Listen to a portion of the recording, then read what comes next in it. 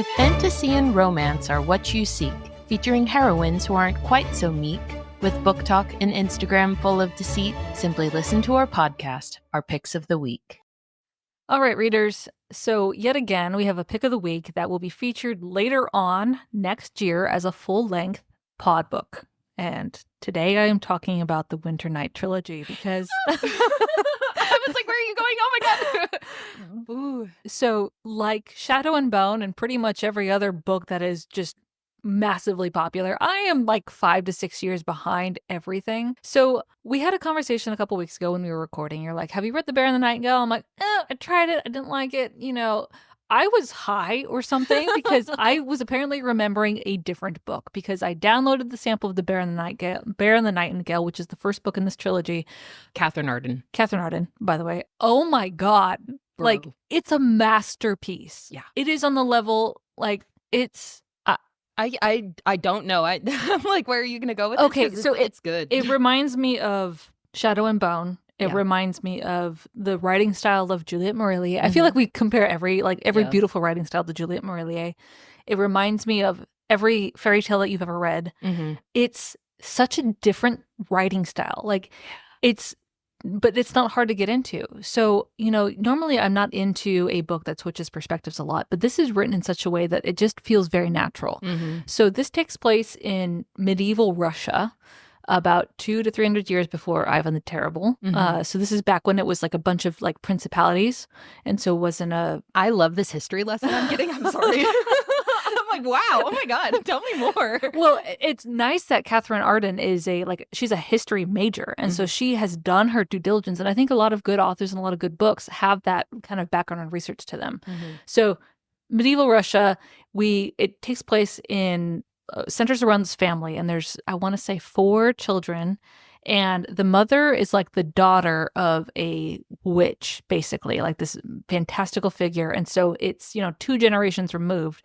Our heroine is the youngest daughter, and she's like a wildling, like just wears boys' clothes and wants to ride horses and out in the woods. And I'm not going to talk a lot about the plot of this book because we are going to talk about it next year because it is insanely good. The kind of writing that you can only aspire to be that good.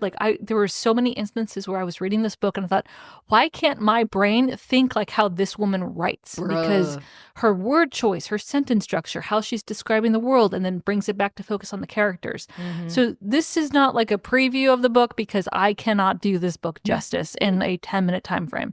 But it is probably one of the best books I've ever read. I downloaded it on Kindle, and then I finished the first book, started halfway through the second book, had already purchased the second book, and I was like, you know what? I need the hard copies. And so I went to Barnes & Noble, and I bought all 3 books. Dang, Barnes & Noble version, too. I bought brand new. I'm like, I'm not even looking for used books because it's the kind of book that, like, I would hand it to anyone and be like, this is, I don't care if you're a man, a woman, if you like science fiction, if you like contemporary, this is a phenomenally written story. Yeah.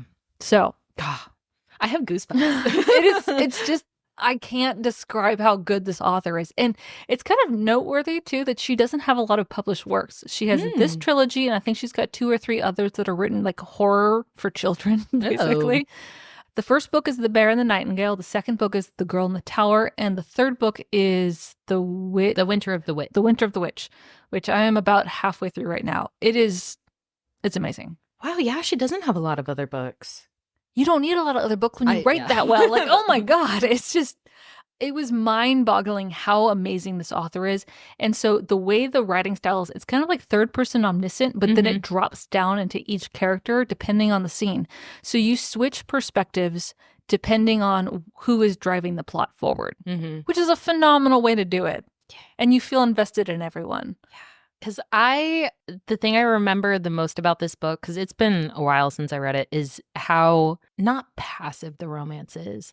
I can't think of the right word, like subtle, maybe natural, like. Yeah, there's never a time where you don't know what's going to happen with the romance, but like the individual responses and actions, they're very satisfying. Like you get romance in this book, but it is not the forefront. And the heroine never relies on, the love interest to be like the ultimate savior or to drive her story forward. Yeah. It's really, like you were saying, like a master class in how to do romance. Like satisfyingly without, dropping other aspects of the story. Like, I'm excited to read this again. It's been a while. Yeah. So this is the Winternight Trilogy. Start with The Bear and the Nightingale. You understand the titles by the time you finish the book, not at any point beforehand. No, because even thinking back, I have no idea why it's called that.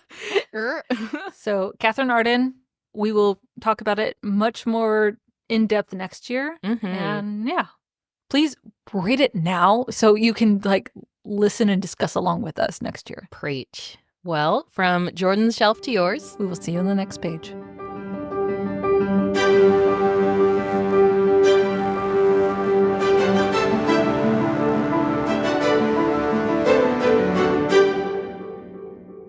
Hi, readers. If you'd like to help us pick our next book, send us a message on Instagram.